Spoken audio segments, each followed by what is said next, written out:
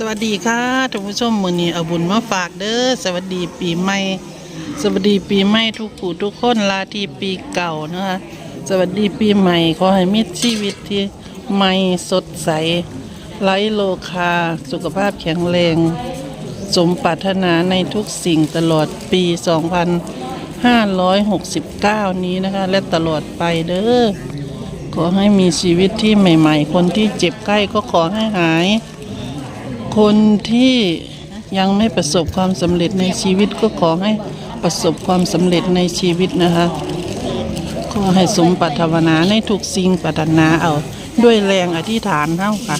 ท่านผู้ชมแรงอธิษฐานของเราจะได้ในทุกสิ่งก่อนนอนอย่าลืมไหว้พระสวดมนต์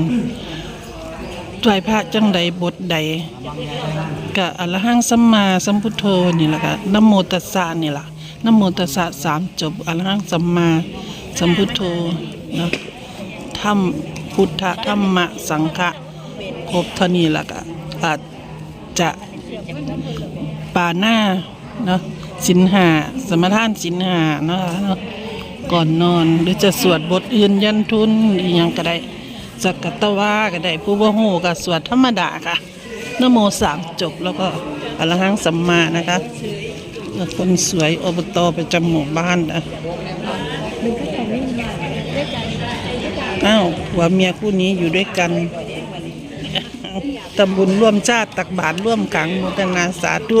วันนี้ก็อากาศหนาวอ้าวเบาเท่ากับมาแม่หมูกับมาค่ะท่านผู้ชมพระหัตถ์ก็มาเดือนสกาวไปวัดบ้านค่ะเดือนสกาวทำหน้าที่ไปวัดบ้านแม่มาไปวัดป่าชอบอาหารของเฮ้ามื้อนี้ค่ะพระเพิ่นฉันเข้าในบาทมื้อนี้พระ11 รูปเนาะค่ะเนาะพระ11 รูปเรื่องอาหารการกินบ้านนอกค่ะท่านผู้ชมนี่ของขนมแห้งนะคะอันนั้นขนมของหวานนะคะมีรสซองมีเสากล้วยมีลูกชีสมีอะไรอันนั้นต้มเส้นนะคะแกงเส้นที่มองเห็นอยู่ในถ้วยต้มเส้นนะคะย่างไก่แล้วอันนี้ก็ต้มค่ะแล้วก็ขนมแตงโมผลไม้นี่เจ๊แดงจะได้องุ่นนะคะมาวัดได้องุ่นนะคะอาหารเมืองอาหารบ้านนอกค่ะอันนี้วุ้นเส้นอันนั้นส้มตำนะคะส้มตำนี่นะส้มตำรวมอันนี้มีเกี๊ยวนะคะไข่ทอดแล้วก็ขนมอันนั้นคือหม้อเป็นหม้อเนี่ยคือหม้อหุงข้าวนะคะจะหุงทุกวันแล้วก็ตำนี่ก็จะตำทุกมือค่ะไม่ตำแตงก็ตำถั่วตำมะละกอทุกวันเนาะแม่พวกเฮามากับซอยกันเฮ็ดแล้วก็เอามาจากบ้านนะคะถ้ามี11 รูป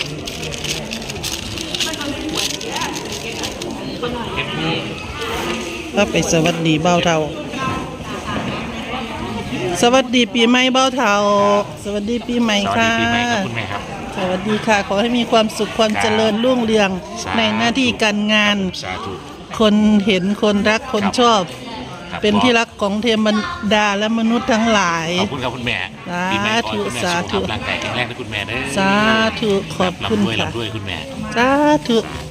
ขอให้รวยแล้วรวยอีกรวยจิตใจรวยใบหน้ารวยเงินรวยทองสวัสดีค่ะมาทักทายเจ๊ลอตเตอรี่สวัสดีค่ะเจ๊ใหญ่ทีมงานบ่าวเท่านะคะหลายคนอันนี้ก็แม่หมูค่ะสวัสดีปีใหม่ขอให้รวยๆเฮงๆสุขภาพแข็งแรงให้คุณแม่สุขภาพร่างกายแข็งแรงอย่าเจ็บอย่าจนเด้อแม่เด้อให้สุขดีตลอดปีตลอดไปสาธุหลานไปนานๆค่ะสาธุขอบคุณค่ะเช่นกันนะคะสีทุกคนนะคะเอาบุญมาฝากในมื้อนี้วันปีใหม่ก็ให้โชคดีมีไส้ถูกลอตเตอรี่กันทั่วหน้ามื้อวันที่2นะคะเนาะข้อสำคัญก็สุขภาพแข็งแรง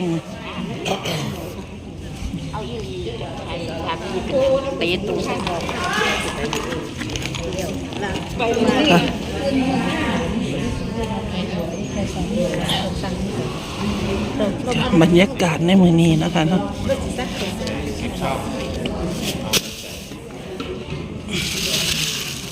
ค ถวายก่อนค่อยใส่ค่ะเนาะเรือมาใส่แล้วจังทำพิธีถวาย นับใส่เทียเดียว แล้วแต่เลย ใส่ซ่องไว้ถ้าทำพิธีถวายจังไปเค้นเพิ่นเนาะโอเค เอาเงินลงมานับลูก นับใส่ซ่องลุมใส่เบิดเลยบ่ปูต้องถามปู มันจะมี2ตนเนาะใส่แล้วก็ใส่พานถวายกล่าวคำถวายซะก่อนแล้วก็มันนับแล้วจังถวายเพิ่นทีหลังเนาะ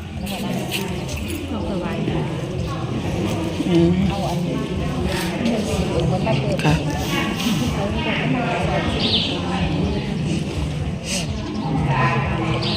11รูปแตะหมู่บ้านนี่ล่ะ11รูปแตะว่านนี่11รูปทั้งปูแม่น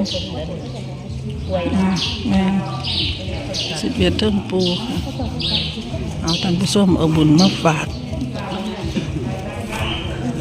มื้อนี้สิไปเบิ่งยายกองเดี๋ยวไปเบิ่งยายกองพาไปเบิ่งยายกองต่อค่ะ ไปถามเลขน้ำยายกองเนาะมาค่ะท่านผู้ชมบัดนี้ มาเจอยายกองแล้วบ่ใส่บ่ออกซิเจนไม่ใส่แล้วบ่ บ่เมื่อยแม่นบ่ถ้าว่าเมื่อยบ่ใส่แม่นบ่ สะดวกเรื่องมือหมด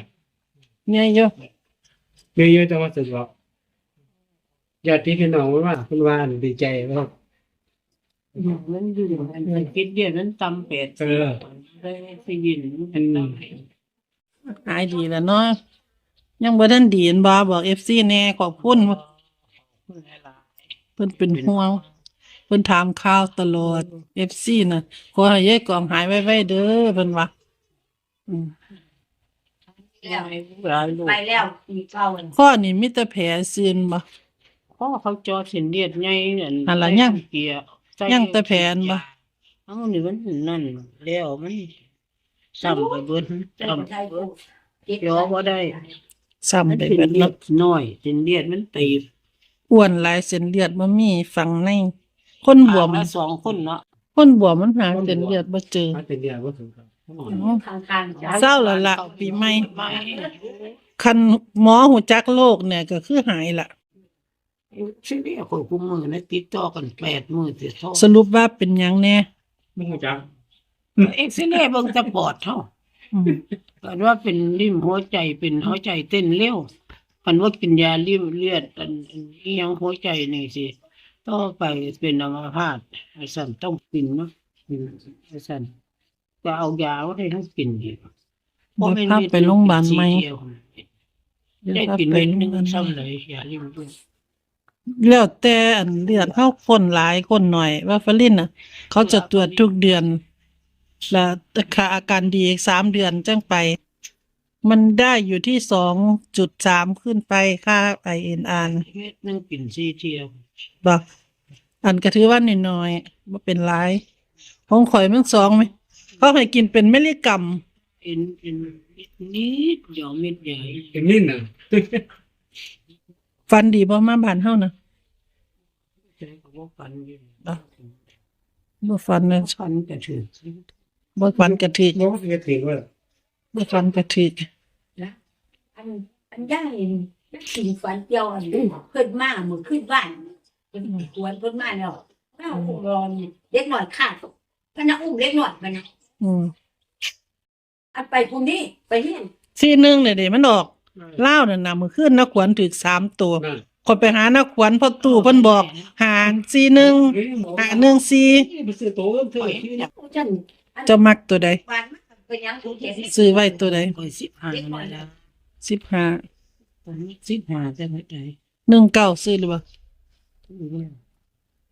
มัก15 71 อ๋อมัก15มักเลขที่1เขาคือให้เด่น7 71 เด้อ71 71ก็บ่ซื้อหลายนะ เต็ด3มาแห้ง3มาแห้งบ่ออกดอกมาแห้งเกินมาแห้งเกิน บอกว่าได้ 15ก็มาแห้งนิด 3738บ่มาอ่อนๆมาเงียบๆ7338น่ะมาหวือหวามาดังเป็นพลุเลย เจ็ดยังขอเจ็ดจ้ะ 73กับหยังก็แปลบ่น่ะ เอาหายไปไว้ ยังก็ขาอ่อน บ่า ๆจุกจุ่มบ่มันขาบ่แข็ง ป่วยเศร้าไหมคือว่าคนป่วยพยุงยาง โอ้ยยังบอกอยู่เนาะ พยุงยางเอาหายสุขหายหลวงยายกล่องก็ซื้อ15ค่ะท่านผู้ชม71กับ19เนาะซื้อติด1ที่มักน่ะ3ตัวซื้อตัวใด มัก14บ่ซื้อ 14มันออก เล่าวไปนักขวัญถือทั้งล่างถือทั้งบนเพราะว่าหา41เพิ่นกลับเอ้าบอกแม่ป้าเจ๊แดงนั่นคือบอกหา14บอกลูกคือบอกหา41มันว่าก็ตัวเดียวกันนั่นแล้วสันเด้เพิ่นว่าเพิ่นถือทั้ง3ตัวถือทั้งโตดถือทั้ง4หาถือทั้ง41 นี่แม่ขวัญ นักขวัญน่ะกับเพิ่นได้หารัฐบาลไทยเพิ่นได้หาตูนเพิ่นได้4เพิ่นว่าเพิ่นได้4มาออกลาว เลขใหญ่เพิ่นชื่ออยู่ไว้นั่ง เพิ่นได้4เพิ่นว่าซื้ออะไรก็ได้ขอให้ติด4เลขนักขวัญน่ะของยายกล่องติด1เนาะติด1 7115มักที่ นิดนึง มากที่สุดคือ15กับ19กับ71เนาะค่ะท่านผู้ชมเนาะเลขยายกล่อง3ตัวนี่ที่เพิ่นมักสุดๆกัน15ตรงกันกับเลขปู่วัดป่าบอกเด้อเอารวยๆเฮงๆท่านผู้ชม951 915เพิ่นเขียนใส่ดินให้ปู่องค์หนึงแล้วย่างหนี้อีกปู่องค์หนึงฝันว่าผีเด็กน้อยมาให้915เอาเฮงๆรวยๆค่ะท่านผู้ชมซื้อแต่15หลายซั่นเอาทุกขลาบล่ะอยากถือเลขหลายๆอย่าอยากถือหลายบัดนี้ถือเลขได้เข้าโรงพยาบาลถือ9งวดซ้อน1งวดที่10ถือ3ตัวถือ3ตัวตรง นอนในบ้านนี่เอาแล้ว ออกมาก็สิเอาพักผ่อนหลายๆแค่นี้ละหายไว้แล้วผูกแขนมือขึ้นไปสวดมนต์ได้ฝ่ายผูกแขนพระ11รูปบุญที่พาวัดป่าสายธรรมยุทธ์เพิ่นมาสวดปีใหม่ให้สายปู่วัดป่านี่ล่ะ อีโลอันมึงสิเว้าเอาให้ไผบ่ ท่านผู้ชมโชคดีร่ำรวยถูกหวยไปนํกันเลยได้กอง15เนาะค่ะตัวเพิ่นมัก